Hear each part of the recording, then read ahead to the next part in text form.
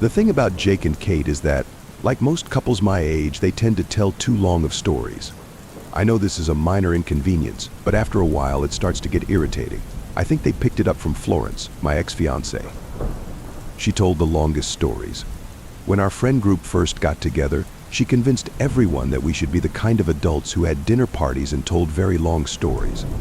I think she thought that made us look smarter. Everyone played along, but I refused to. I keep my stories brief. But on the night of our most recent dinner party, Jake and Kate didn't tell any stories at all. Jake looked happy, but only because he kept smiling at me. As for Kate, she was a wreck. Her socks were mismatched, her hair all out of place, and she kept checking the time and announcing it to the room, even though no one asked. The other couple in attendance was Mitch and Millie. They didn't tell long stories, but they also rarely talked. For most of our dinner parties, they would show up, eat, stare into their respective corners of the room, then leave without hugging anybody.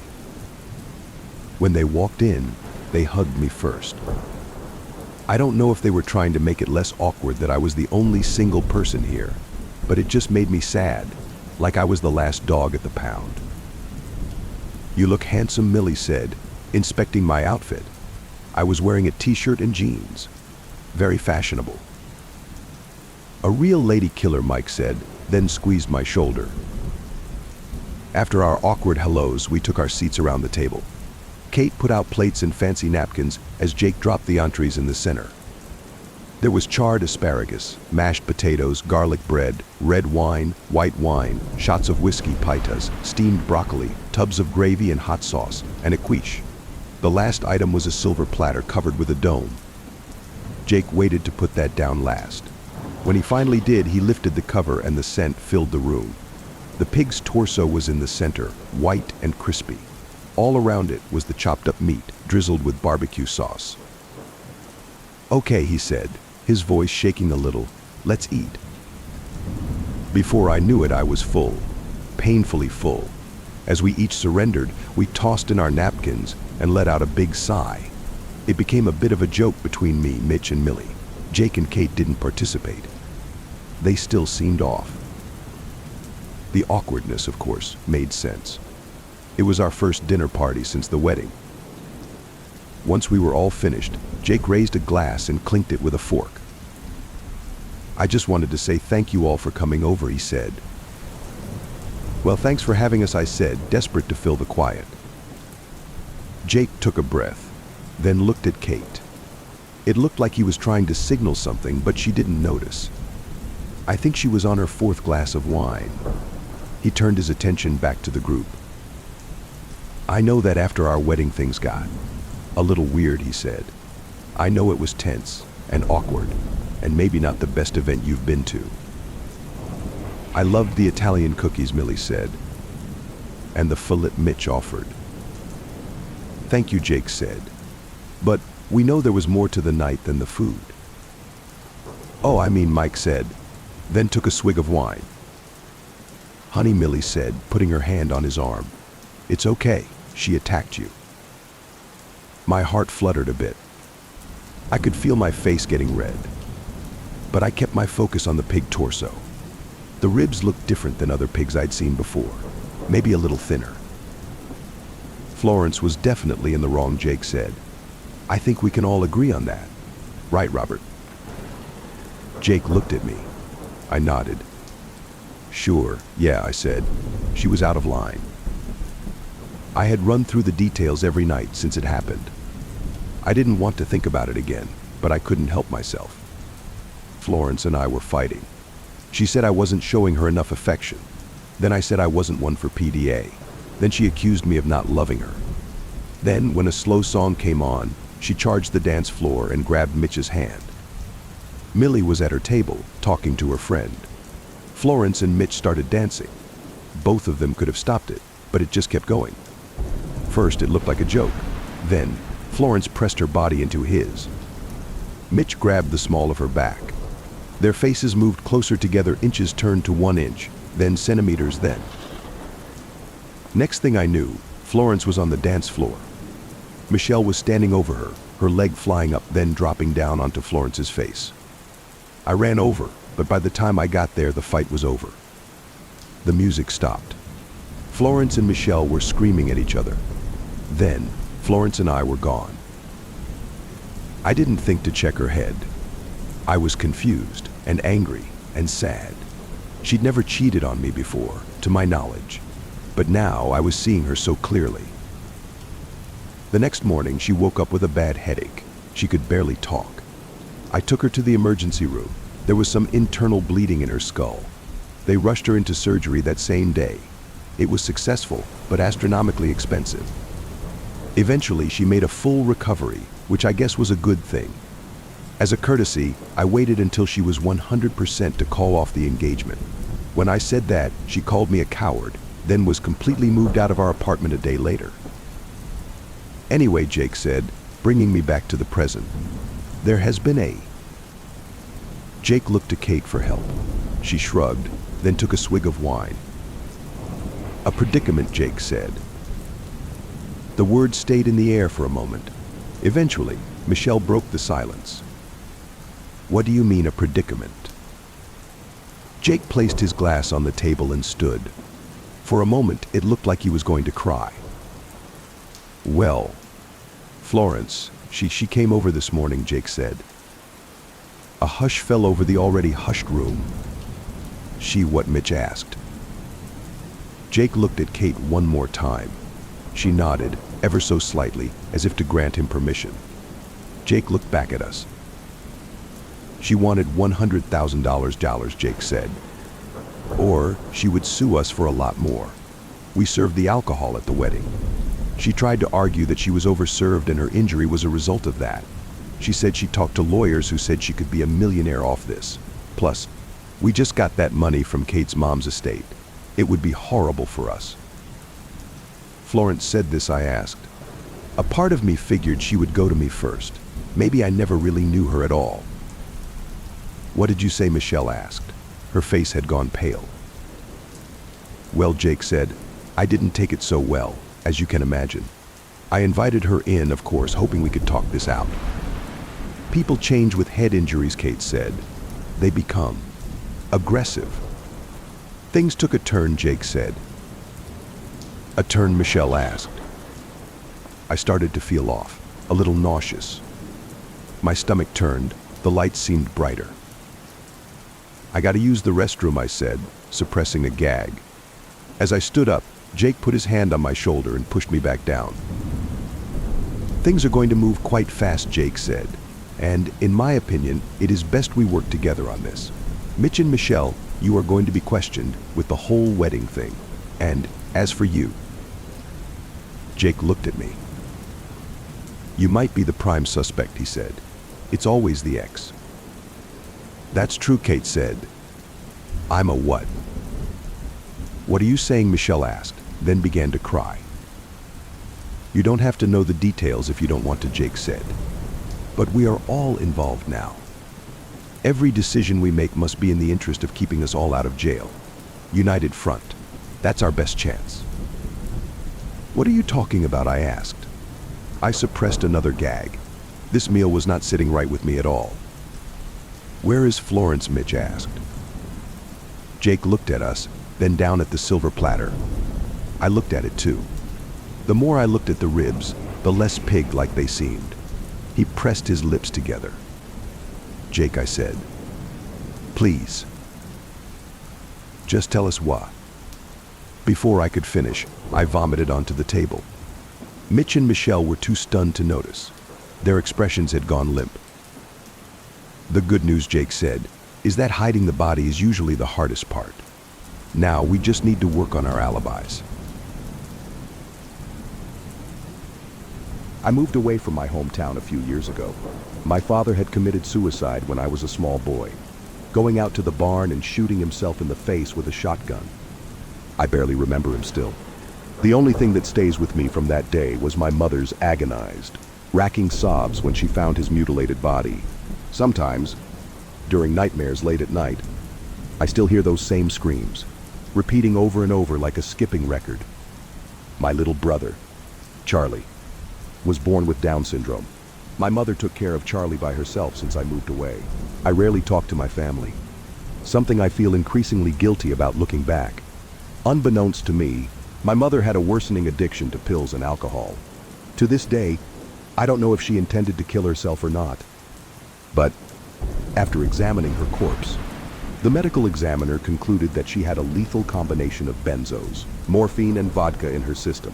When they found her body rotting in the summer heat in her bedroom 3 days later, they said she had one eye half open, her arm still outstretched towards the telephone, as if trying to call for help, even in death. The police ended up finding my number a few days later. I lived over 5 hours away, but when I heard Charlie was being kept at the police station, I immediately took the day off of work and headed back towards my hometown of Frost Hollow. I remember driving through the rural town, a place of rolling hills and thick, dark forests, thinking how dead and empty the whole area looked. A lot of the houses that had been there when I was younger had since been demolished or lay barren, dilapidated and rotting. The police station in the center of town seemed to be one of the few places still open. I looked at the shuttered windows lining both sides of Main Street, seeing one out-of-business sign after another. On the bright side, however, there were plenty of parking spots along the cracked, empty streets. I got out of the car, seeing a feral, mange-covered dog ripping through bags of garbage in a nearby alleyway. The sickly sweet smell of decaying trash filled the air, thick and cloying. I entered the glass doors of the police station, finding an old crone pecking at a keyboard behind the front desk. She looked like a twisted dwarf, her eyes magnified to giant orbs behind her glasses. She looked up at me with a pale, bloodless face. "Yes?" she said in an annoyed voice. "I'm here to pick up Charlie Benton," I said. The old woman looked behind her, where a tanned woman in a police officer's uniform was leaning against a rusted metal cabinet, looking through a file. "Sergeant Alvarez deals with that," the old woman spat, looking back at her computer. The police officer sighed, looking up at me with humorless eyes. A few moments later, she circled around, coming out the tinted black glass door around the side. The slow, erratic typing of the old woman continued ringing out like the ticking of a failing heart. Sergeant Alvarez had wide, almond-shaped eyes and jet black hair pulled back in a ponytail. She did not look happy to see me. "You're Dennis?" she asked. I nodded, pulling out my license. She inspected it closely before handing it back to me. "We found your brother in quite a state.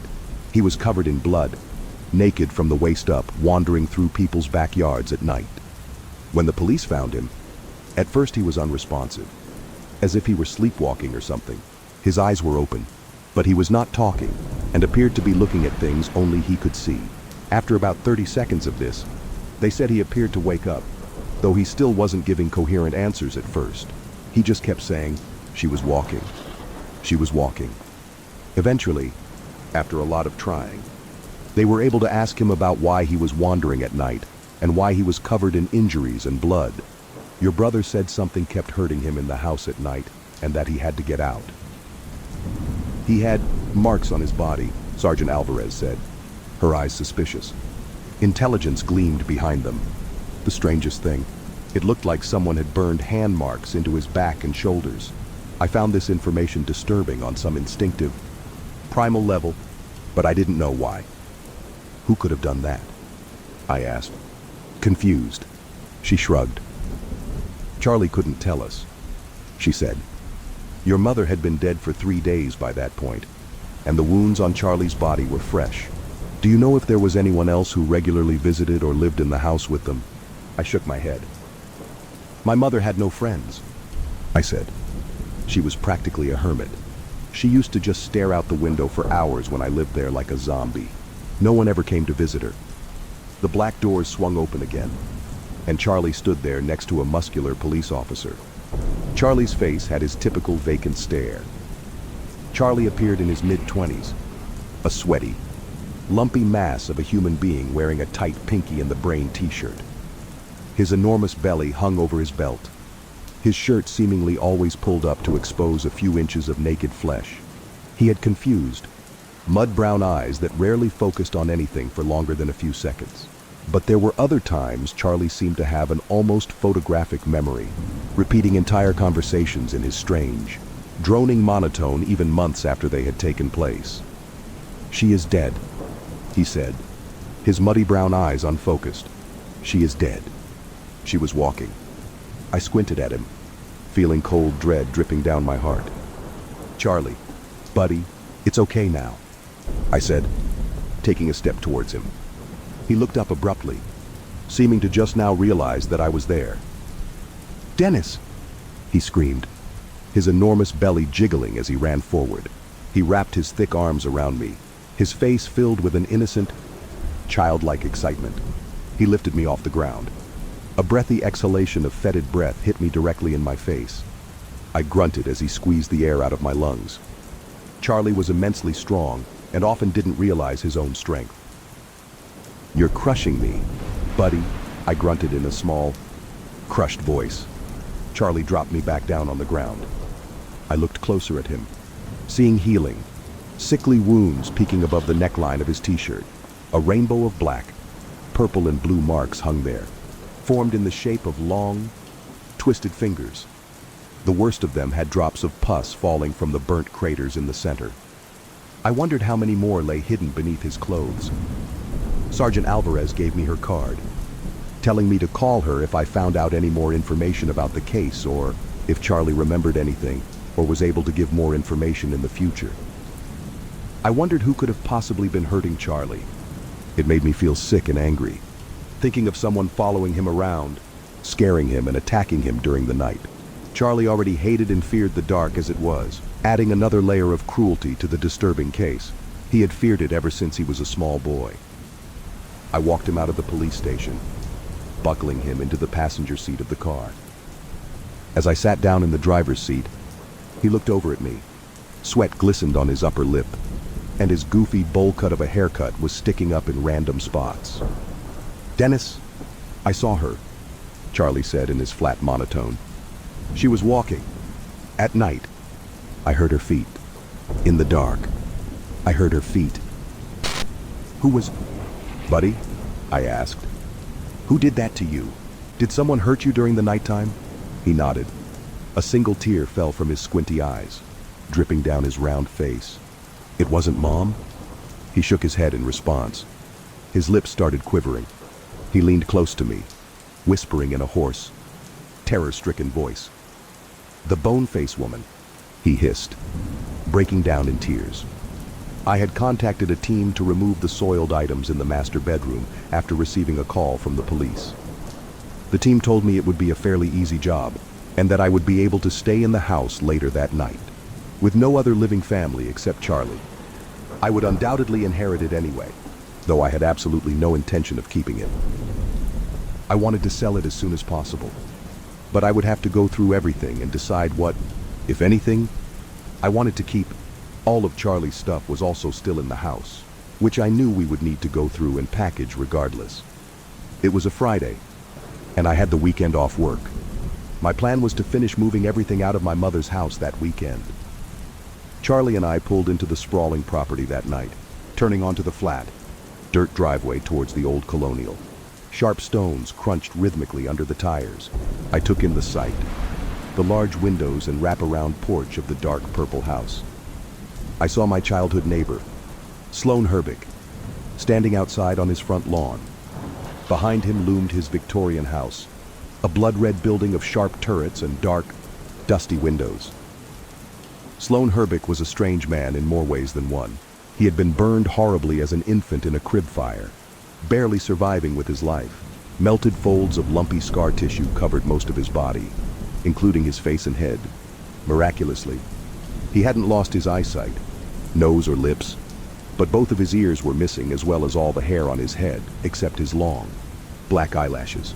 His horrifyingly scarred body looked nearly as pale as an albino's, but his eyes were as dark as sin. I remembered Sloan as an arrogant, aloof man with no friends, about 10 years older than myself. According to what my mother told me as a teenager, Sloan's mother had gone missing when I was little, during the time when they were constructing our then brand new home in Frost Hollow. By now, I thought, he must be at least 40. though the keloid scars and mutilated ridges of flesh running over his entire body made it impossible to tell.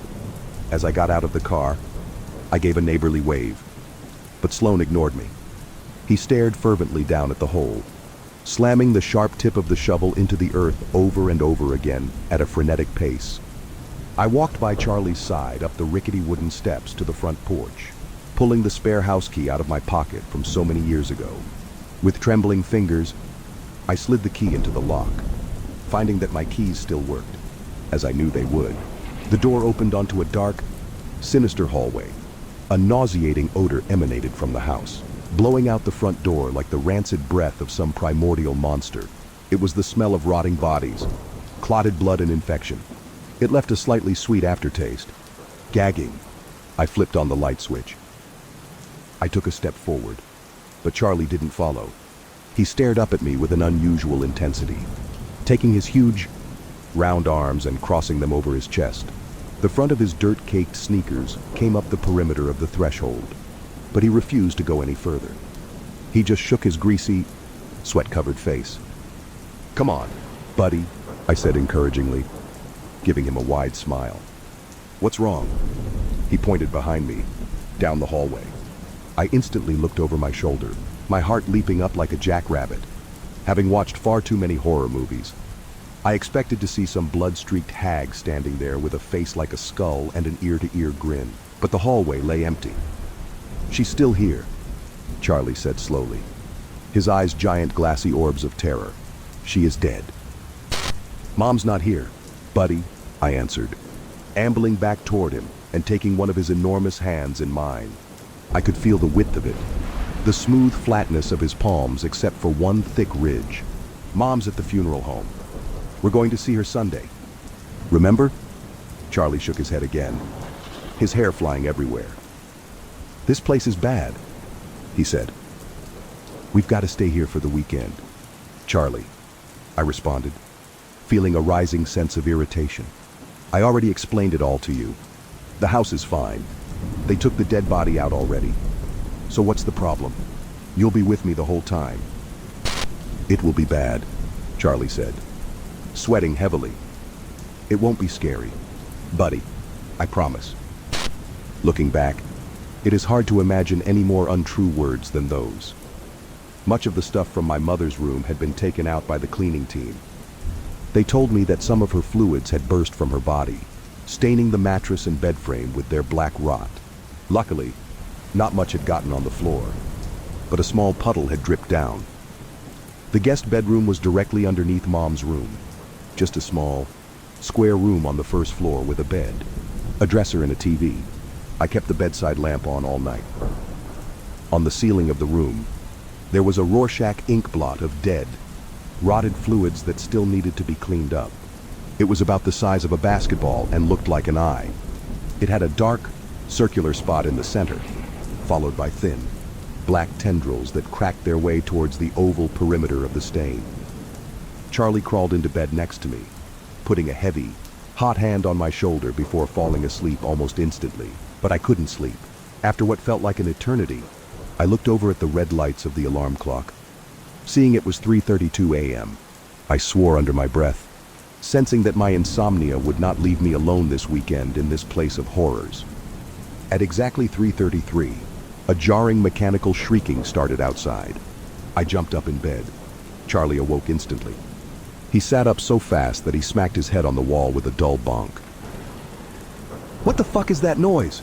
I hissed, jumping out of bed. I looked up at the stain as I went, giving it a distrustful glance backwards. The mechanical caterwauling seemed to be growing louder as I made my way toward the front of the house.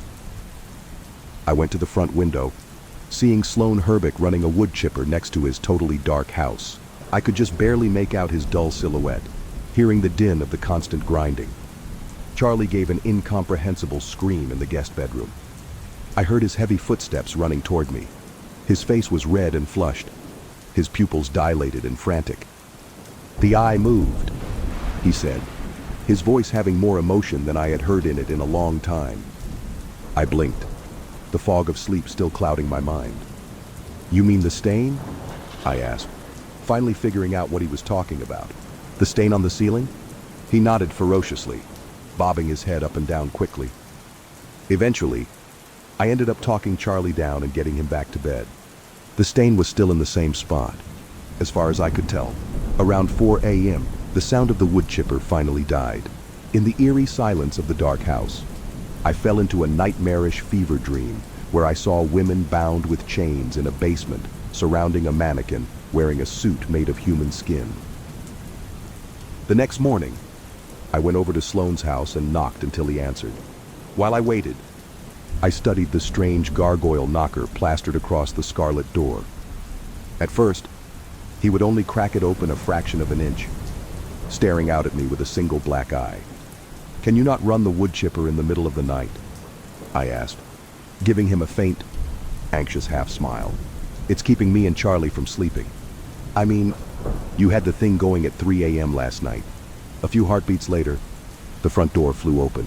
Sloane took a step towards me, until his scarred, alien face stood only inches from mine. "It's because of my skin, isn't it?" he asked in a hoarse, low voice. He spoke in a strange cadence, mumbling the words in dissonant rhythms. "If someone cut your eyes out so you couldn't see how ugly I am, you wouldn't care about the wood chipper anymore, would you?" I took a step back, the smile peeling off my face. I reached for the canister of police mace in my pocket, gripping it firmly and putting my hand on the trigger. "Sloane, that has nothing to do with that," I answered coldly, narrowing my eyes at him. "Don't act like a goddamn psycho. Look, if you keep that shit up, I'll call the cops. Don't fucking do it again." I had no patience for nut jobs like him. He always gave me the creeps. As a kid, someone had gone around pouring bleach into the eyes of people's cats and dogs, blinding them and leading to some getting euthanized. I always suspected Sloane of doing it, though he never got caught. My brother and I spent the rest of that day packing up anything we wanted to take with us, putting it in boxes and labeling it. Charlie didn't have a lot of possessions, and Mom didn't exactly have a lot of valuable items in her house, so it was fairly quick going. I figured I would either end up selling or donating most of the crap left behind in the end. Before I knew it, the sun had started setting again. The darkness of a moonless sky descended on Frost Hollow like a guillotine blade. My brother and I kept working, mostly in silence, though Charlie would come over and show me random objects he had recently acquired. "Rick!" Charlie said, proudly holding up a plush doll of Rick from Rick and Morty. A trickle of fake drool dripped Rick's mouth, and a trickle of real one from Charlie's. I laughed, ruffling his hair as if he were a toddler. "That's right," I answered excitedly. "That's Rick." "You like Rick, buddy? You like how he just does whatever he wants whenever he feels like?" Charlie nodded excitedly at that. After a couple more hours of sorting, I decided to go to bed. I wanted to leave as early as possible on Sunday morning after the funeral, which was the next day. Charlie followed me like a puppy, his normally unfocused eyes flitting from one side to the other with a kind of intensity I had rarely seen there before. He constantly scanned the shadows, as if looking for something. We kept all the lights in the surrounding rooms and the guest bedroom. As I lay there, about to fall asleep, I glanced over at Charlie and saw him staring straight up at the stain with wide, watery eyes. I don't know how long it was later when I awoke suddenly in the pitch black. I blinked quickly, confused, and then I heard it, the noise that had caused me to sit up in bed. Right over me, I heard something gurgling and hissing in rhythmic breaths. It sounded as if whatever it was had lungs filled with blood and dirt. The terror I felt at that moment was incomprehensible, but it grew much worse when two burning, skeletal hands reached down and grabbed me. They covered my right arm in an iron grip, the thin, blade-like fingers feeling inhumanly long. I could feel my skin burning and melting. I screamed, kicking out with my legs and trying to pull away. I brought my left hand up, grabbing blindly for the thing's face. I groped in the darkness until I felt it, a face like a skull. It was slick and wet under my touch, sticky with clotted blood. I felt the muscles of its skeletal face thrumming and contracting. The thing had no skin. I repressed an urge to scream, instead reaching for its eyes, even as its burning hands continued yanking at my arm, trying to pull me off the bed. I felt a nose that was just a ragged hole of destroyed flesh, felt the fetid breath passing softly through those mutilated patches. I reached up into its eyes, but there were no eyes there, just two empty sockets. I reached inside and felt the skittering of insect larvae under my fingers. At the back of the empty socket, my fingers groped thin strands like fleshy wires that had been severed.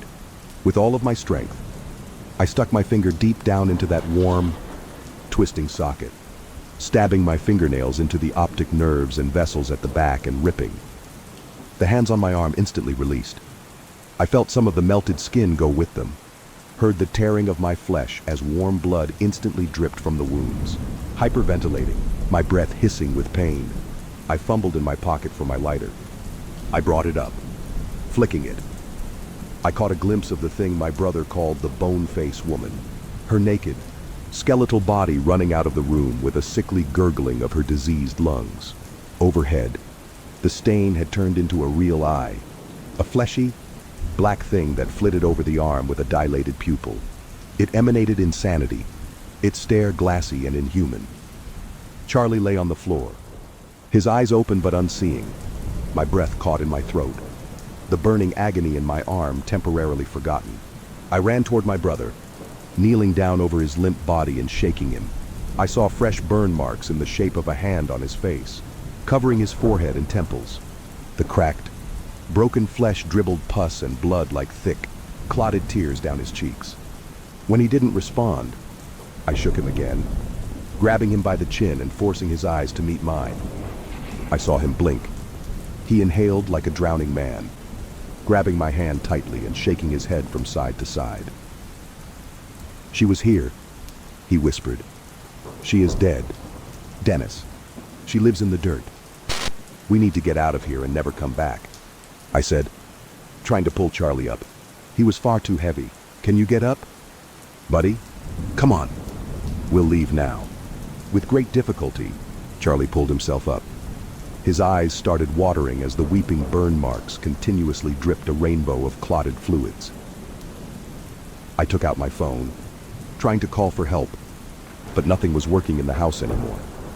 The electricity had gone off, which was why the lights had all gone out. But that wouldn't explain why my fully charged cell phone had gone black as well.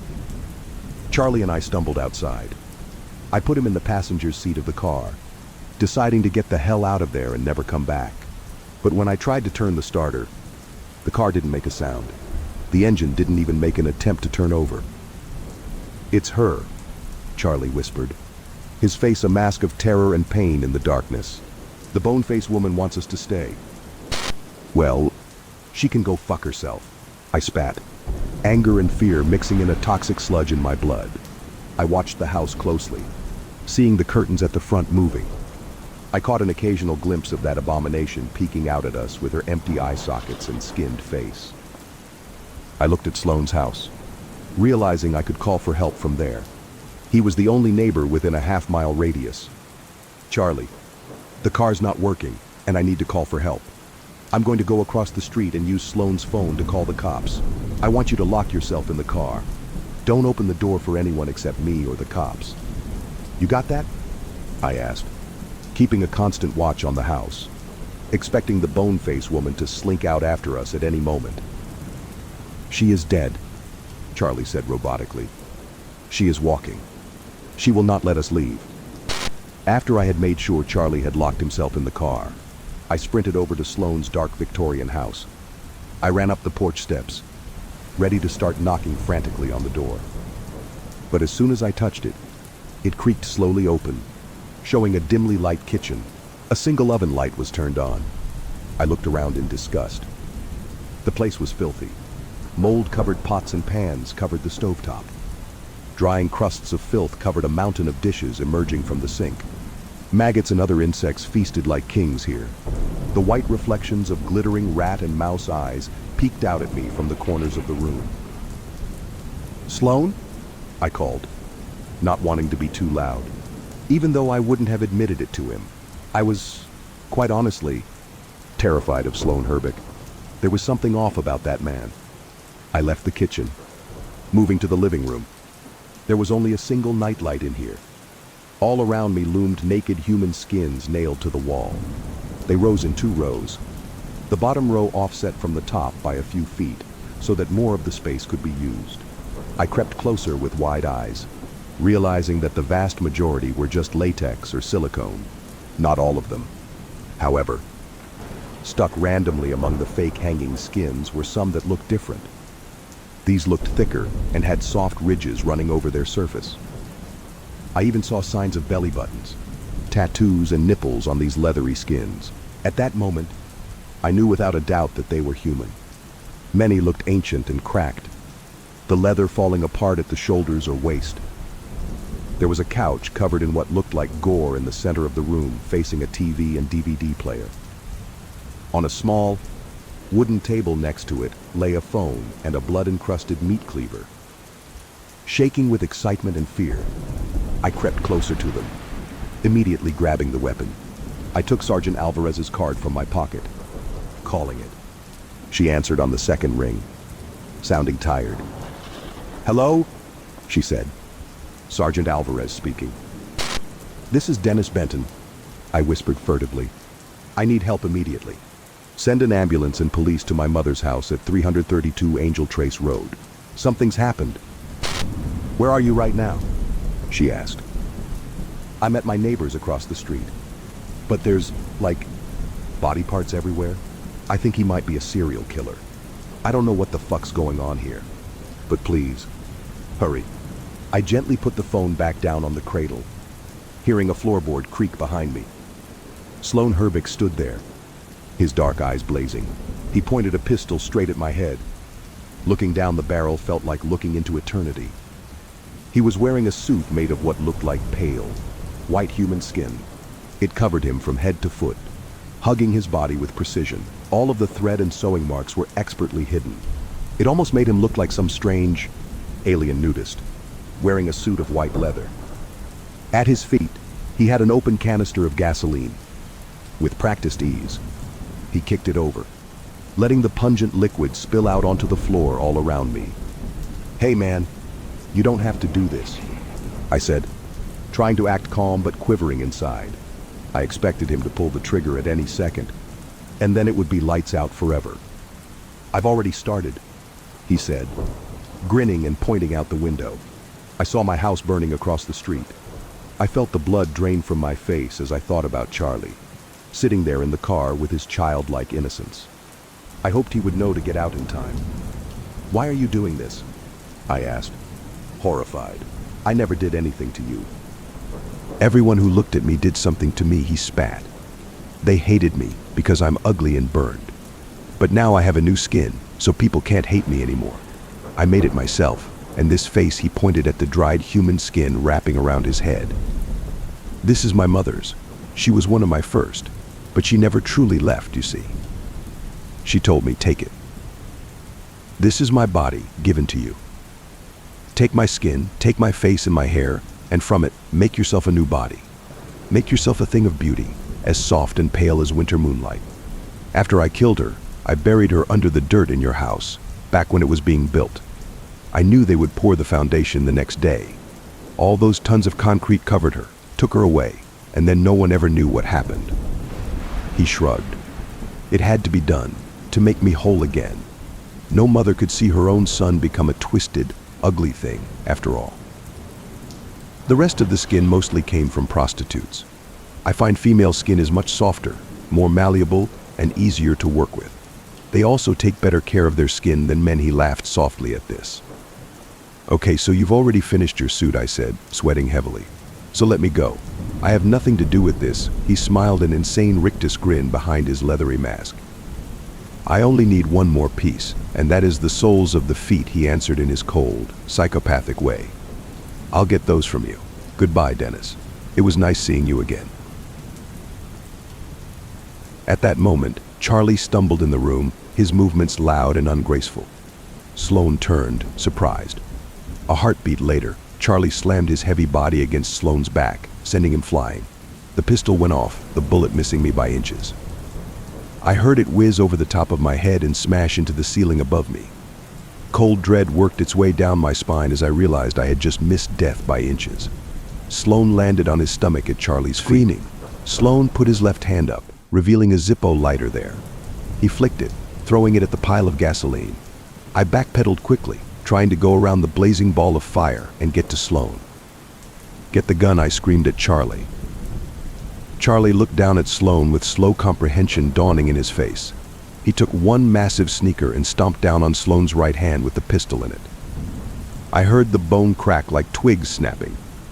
Sloan shrieked, trying to pull away, but Charlie continued leaning down on his arm, preventing him from moving it. The fire was creeping at an incredible rate, rising up the walls and across the ceiling. Thick, black smoke filled the room, suffocating us. I ran at Charlie, my eyes watering. I realized I was still holding the meat cleaver in one hand. I looked down at Sloan in his suit of human skin, still trying to raise the gun with his broken arm. I wanted to finish this quickly. I brought the knife down into the back of his neck, hearing the bone crack. There was a wet thud and a bubbling of blood as the meat cleaver bit deeply into through his spine, and then Sloan was still. "Come on, Charlie," I said, grabbing his large hand. He wrapped his fingers around mine. Coughing and choking, we stumbled out into the night as police cars started pulling up. The first one had Sergeant Alvarez in it, who ran towards us, helping a stumbling Charlie toward the back seat of her car, where he could sit down and catch his breath. Both houses were on fire now, blazing pillars of flame that rose high into the black, starless sky. At that moment, I only hoped that the flames would eat away the corpse of Sloan's mother, the bone-faced woman. There is no official record of the exorcism we performed at 1237 Palmer Avenue in Los Angeles last November. The church encourages us not to speak to the press about such things anyway, as our work tends to be sensationalized. In truth, most cases we investigate aren't possessions at all, just ordinary, tragic mental health issues wearing the trappings of religion. I was still only a year into my apprenticeship back then. Up to that point, even in the few instances when I'd witnessed a genuine possession, the process of exorcism was far more mundane than the movies would have you believe. My mentor, Father Anthony, would simply follow the protocols as outlined by the Holy See sprinkling with holy water, laying of hands, and exfoliation, along with the recitation of the prescribed prayers. Only once had I seen the basic prayers fail. It was a case where the entity within an elderly woman had been allowed to fester possibly as long as 5 years. The family had spent half a decade ignoring the problem, ascribing it to ordinary dementia, even as her behavior grew worse and worse. We had been called in after she'd twisted the head off a beloved family cat, all while invoking the names of minor demons she had no business knowing. Even then, Father Anthony had been able to remove the demon in less than a week, relying on the prayer to St. Michael and a silver cross that had once belonged to Pope Leo XIII. Nothing could have prepared either of us for what we found on Palmer Avenue. We were sent there at the behest of Father Filippi, a parish priest who noticed that Maya Knowles, one of the young women attending his church, had missed several weeks of Sunday Mass. It's unfortunately common for young people to fall out of love with the faith, but it raised a small flag for the Father Philippe, who caught up with her mother, Sharon, one day after Mass to ask her if anything was wrong. Sharon immediately burst into tears, confessing that her previously bright, cheerful daughter had become a recluse overnight, refusing to leave her room. Again, such things happen. But it aroused the Father Filippi's interest, and he paid the family a visit a few days later. What he witnessed upon entering the girl's room was enough to make him call us immediately. Rather than paraphrase, I'll include a transcription of the voicemail he left here. There was a foul smell. It hit you all the way down the hall. Some kind of cocktail of sweat and excrement. It grew more powerful as I approached Maya's room, such that I was hesitant to enter. At the doorway, I hesitated. That's when I heard the awful growling. Like an animal's stomach, left empty far too long. Nothing about it sounded the least bit human. I said a prayer and entered. The girl I almost hesitate to call her that now had been beautiful when I last saw her. So much so that she'd been the subject of several confessions from teenage boys in the parish, all unable to take their eyes off of her. Adult men, too. Her mother had been pushing her toward a career in modeling television, something I warned them both about. Pride. The dangers of the superficial. Of course, I'm a priest in LA. I have many such conversations. I will say that Maya's mother was particularly obsessed with her daughter's career in a way that gave me pause, but I felt that if I confronted her too harshly about the subject, I might push her away from the faith entirely. When I walked into the room, I had to suppress my urge to vomit. Maya lay in a bed in the center of the dark bedroom. Something, its texture uneven and smudged with fingerprints, had been rubbed and dried over the windows, blocking out the light. Despite the near dark, I could just make out Maya's skeletal form, her skin clinging like tissue to her bones, exposing every crease. The growling sound was emanating from her stomach and up her throat, the low pitch more like the death row of some great beast than a teenage girl. There was a scratching sound filling the room too, and when I looked closer, I realized that she was weakly moving her arm, grabbing handfuls of dry rice from a 50-pound bag by her side. She moved her hand to her lips, eating the dry rice whole before going back for another handful. Looking around by her bedside, I saw at least 6 or 7 similar bags littered on the floor. "Like what you see?" she asked me. "Of course not. I'm not exactly your type, am I? Couldn't get hard for a girl like me if you tried. Maybe worth a shot, though. Why don't you come a little closer? Give me a little kiss." I knew, in that moment, that I was in mortal danger. Behind me, the door began to close on its own accord, and as I reached back to stop it, it slammed shut. I heard the crunch of bone as my fingers smashed in the door frame. The break was bad enough that I could see the white of my bone through the skin, and I was bleeding profusely. Suddenly, the girl was up. Without a sound, she'd moved to the foot of the bed, her legs, no thicker than pool cues, dangling over the side. "You smell amazing, Father," she said. She stood, and her posture was bent, unnatural. One of her knees seemed to bend the opposite way. One of her arms seemed to have broken in so many places that it flapped like a tentacle. With my good hand, I pulled the door open as hard as I could, trying to free my limp fingers and escape before she could reach me. She stepped deliberately. I sensed that she could move faster if she desired, but she enjoyed watching me squirm. Almost without thinking, I began to recite a Hail Mary in the original Latin, something that has always brought me peace. As the words exited my mouth, I could tell that Maya was bothered, even taking a small step back. "Shut up," she was muttering. "Shut up about that bitch." But I refused to stop.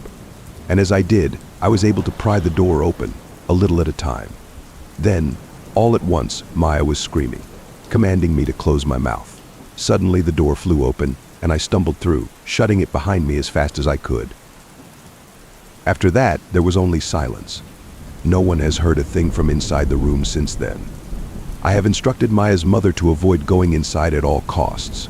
We need help, desperately. A strange look had crossed Father Anthony's face after he heard the message. He went to consult a few old books in his personal library as I listened to the message on repeat, trying to sift through the details. "How bad is it?" I asked when he returned. "It is what it is," he said. "The protocols are clear. We go, we evaluate.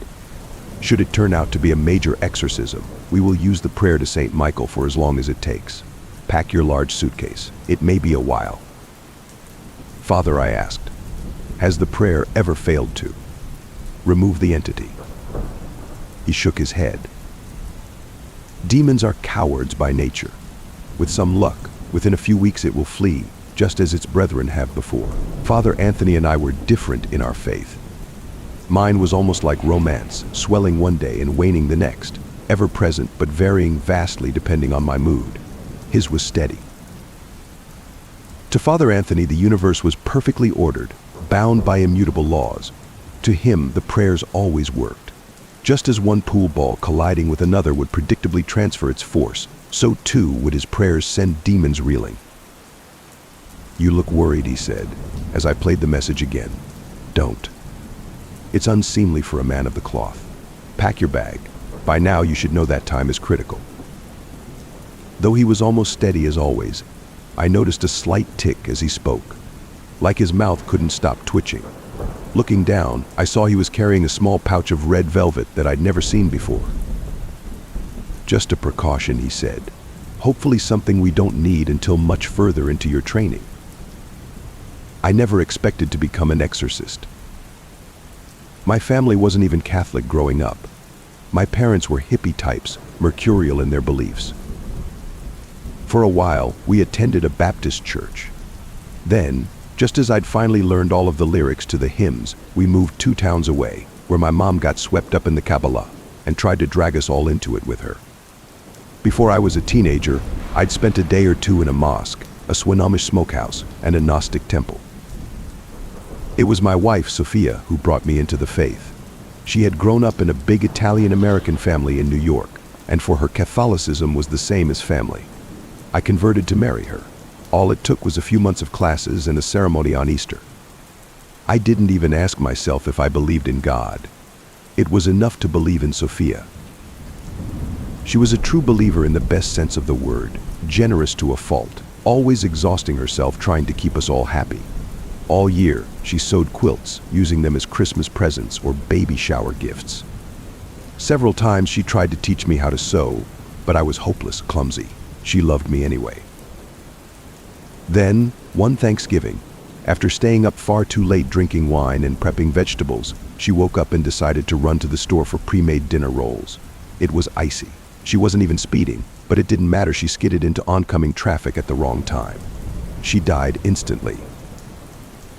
After she was gone, none of my usual crutches dulled the pain. Alcohol, throwing myself into work, exercise. It all felt hollow, insufficient to replace Sophia. We held a funeral mass shortly after she died, and it was the first time I felt an ounce of peace.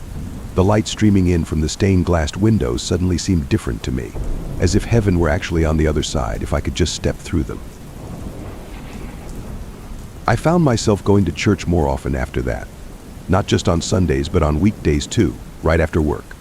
I'd watch the darkening sky through the stained glass as I knelt in one of the back pews, and for a short time I felt like Sophia wasn't so far away.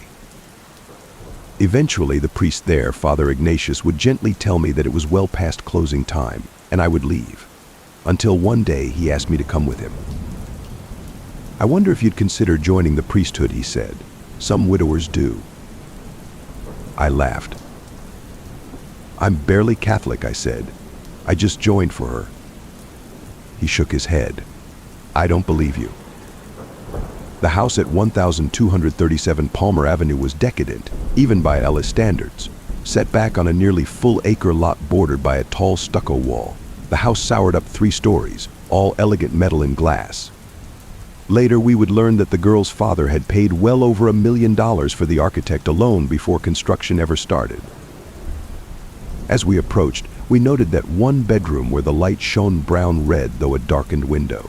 Reflexively, we both made the sign of the cross. Sitting on the front steps, we met Father Filippi, who was half asleep, slumped against the rail. Though he couldn't have been much older than 30, his skin appeared sallow, his eyes ringed like a cold, distant planet. His hand was wrapped in a thick bandage crusted with blood. Father Anthony, Father Matthew, he reached out, his hands shaking, before breaking down in sobs. I could tell Father Anthony was unsettled at this greeting. "You have done your part now," Father Filippi said. "You should go back to your church. Pray, rest." Father Filippi shook his head. "I won't leave until we've seen this through," he said. I made a promise to myself. Father Anthony shook his head. "That's merely pride whispering in your ear," he said. "Please, go." Father Philippe reached down into his pocket and found a piece of candy. He popped it into his mouth. His breath was rank, and I wondered how long it had been since he last brushed his teeth. "I'll just wait a little longer," he said. "Just until you've had a chance to go in." I could tell Father Anthony wasn't happy about this, but he was eager to go in and get to work. We brushed past Father Filippi, who fell back into a ball on the steps, and we walked to the door. Father Anthony rang the doorbell once, then waited patiently. After perhaps 15 seconds, he scowled and rang it again. "Mrs. Knowles," he called, but there was no response. Then finally he turned the knob and we entered. Immediately, the stench hit us both. The house smelled as if the walls around us would burst, sending a flood of excrement down to cover our feet. Father Anthony raised a handkerchief to his nose, passing another to me so that I could do the same. Again, he called for Mrs. Knowles, but there was no response. Somewhere, up above, we heard a skittering sound, knocks on the wood, like someone on stilts running through the hall. Father Anthony fumbled in his pocket, removing his silver cross. He began to wave it ever so slightly back and forth, like a hypnotist's pendulum, as he recited a Hail Mary. "Mrs. Knowles," I shouted, and the thumping sound stopped. "She's in the kitchen," said a voice that made my heart nearly stop. It was deep and resonant and seemed to speak from all around us. Father Anthony gestured for me to go to the kitchen. "You find the mother, I'll go up to talk to the girl," he said. He had removed the red velvet bag from his pocket and was loosening its drawstring. "Maybe we should call for assistance," I said, but he shook his head. "If we follow the rites, we will prevail. Remember, God is on our side. Go find the mother and get her out of the house. Hurry." Without another word, he headed up the stairs. I walked down the hall toward the kitchen, almost running. Then, as I reached the archway separating the rooms, I stopped and vomited, barely able to comprehend what I was seeing. There in the kitchen lay Mrs. Knowles, or rather, what was left of her. In the center of the room lay a pile of bloody, broken bones, all stacked in a messy pile and topped with a broken skull matted in blonde hair. Most of her, the flesh, the organs, the brain and muscle, the fat, was all gone. I may have passed. I can't be sure. My vision seemed to go black and then red. Strangely, I found myself oddly hungry, so much so that I nearly opened the refrigerator to look for something to eat. Then I heard a scream from upstairs, and my senses came back to me.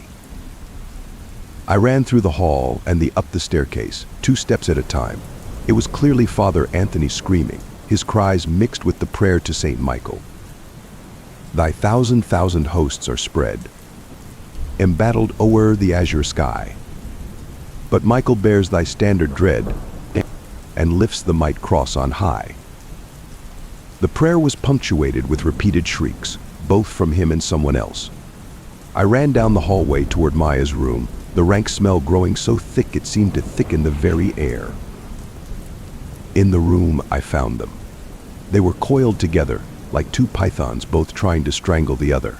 Blood was everywhere, flowing freely from wounds on both of their bodies. Somehow, in the few minutes since we'd parted ways, Anthony had managed to lose both legs and his left arm, all bitten down to the nubs. Another long gash had opened his belly, and his guts were hanging out of him. With his one good arm, he was holding something gleaming up to Maya's face. Through the hazy air and the blood, it took me a few seconds to recognize it as a needle and silver thread. Somehow, he had managed to apply 3 or 4 stitches across the girl's mouth, sealing it almost shut. Now, even as he tried to apply a 4th stitch, she bit at his fingers with the side of her mouth, severing the pinky and chewing it with obvious joy. Father Michael cried out but continued the prayer. He, in that sign, the rebel powers, did with their dragon prince expel, and hurled them from the heaven's high towers, went down like a thunderbolt to hell. Every part of me wanted to run. If I'm being honest, I wanted to tear my collar and robes from my body and sprint into the late night, never looking back. But something in me refused. Instead, I sprang forward, taking the shaking needle from Father Anthony's shaking fingers. "I did everything right," he said weakly. And then the light in his eyes went out. Maya turned her attention to me now, trying to bite me, shouting curses. "Run, run, run, little assistant. You're in over your head." I stared at the silver thread dangling from her mouth. I'd never even heard of such a thing. There were rules, protocols that I'd never even heard of, that I wasn't ready for. The girl smiled, pulling at the thread, beginning to unravel Father Anthony's careful work. I saw now that she would open her mouth wide and eat me down to the very bone, that I would scream while she chewed up my lungs and heart. Indeed, she was reaching for Anthony's guts now, slurping his intestines through the small hole still left on the side of her mouth. Except that I wasn't seeing any of that now. I was in a quiet room with Sophia, sitting side by side. On ours laps was a quilt. She was smiling, the light catching the strands of her light brown hair. "I can't do it," I was saying, fumbling with the needle. "Of course you can," she said. "It's not science. It's just in and out. In and out. We know you're good at that." I blushed, the needle slipping out from between my fingers. "Just relax," she said. "Here, let me guide you." She put her hand on mine, her flesh warm and soft. Slowly, she guided my fingers down through the soft white fabric. Then suddenly I was back. I watched my fingers slip the silver thread through Maya's lips. Only a crack at the side of her mouth remained exposed. "You're different than them," she said, her words more muffled now, and it almost sounded like a normal girl's voice. "You carry someone with you." "Who?" I used the moment of surprise to apply the final stitch, blood pooling around the thread as I cinched it shut, silencing her forever. As soon as it was done, she fell back in the bed, her eyes closing as sleep took her. After a while, after I'd gotten my thoughts together, I called Father Anthony's superior at the Vatican to explain what had happened. I tried to stay calm, to explain things as accurately as possible, but I'm sure my voice was shaking. Around me, the worst of the stench was gone, though ordinary one's blood, bile persisted. Still, the air was that much cleaner than before, and I found I was able to breathe. I expected him to doubt my story, but he just listened without saying anything. Then, finally, as I reached the end of what I had to say, he spoke. "You were able to apply the stitches yourself." "Just the last couple. Father Anthony did most of the work." He paused for a moment. "Did you have any other outside help?" I thought about that for a second, about Sophia. "Maybe." "You did well," he said. "We will send people. For both you and the girl. They will bring you back here. To the Vatican. Is that the protocol?" There was a brief pause. Father Anthony was a firm believer in protocol. "Are you?" "No," I said after a moment. "Good," he said. "Then we will have much to discuss when you arrive."